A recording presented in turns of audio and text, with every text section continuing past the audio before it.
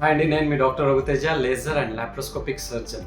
ఈ వీడియోలో లాంజివిటీని ఎలా పెంచుకోవాలి, ఎక్కువ రోజులు ఎలా బ్రతకాలి అనే దాని గురించి చిన్న సింపుల్ పాయింట్స్ చెప్తాను.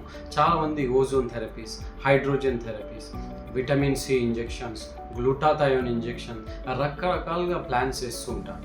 చిన్న చిన్న బేసిక్ పాయింట్స్ మర్చిపోతారు.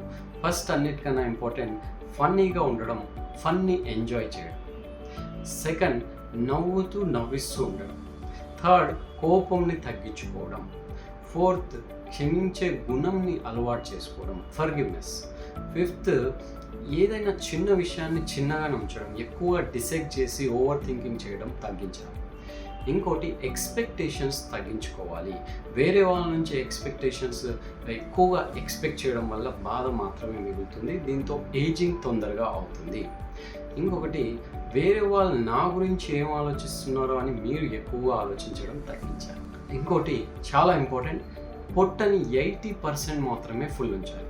కంప్లీట్ 100% ఫుల్ ఉంచొద్దు. ఎప్పుడు తిన్నా 80% మాత్రమే ఫిల్అప్ చేయండి.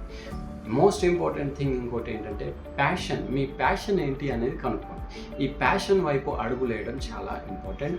దాన్ని ఎలా అయినా సాధించాలని బ్రతకాలి. ఒక లైఫ్కి విజన్, మిషన్ అండ్ ప్యాషన్ పెట్టేసుకోండి.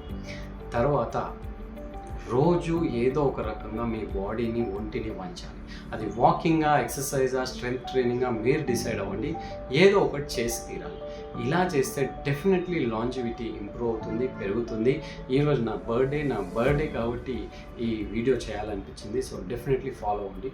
నేను ఫాలో అవుతాను. Thank you. Bye bye.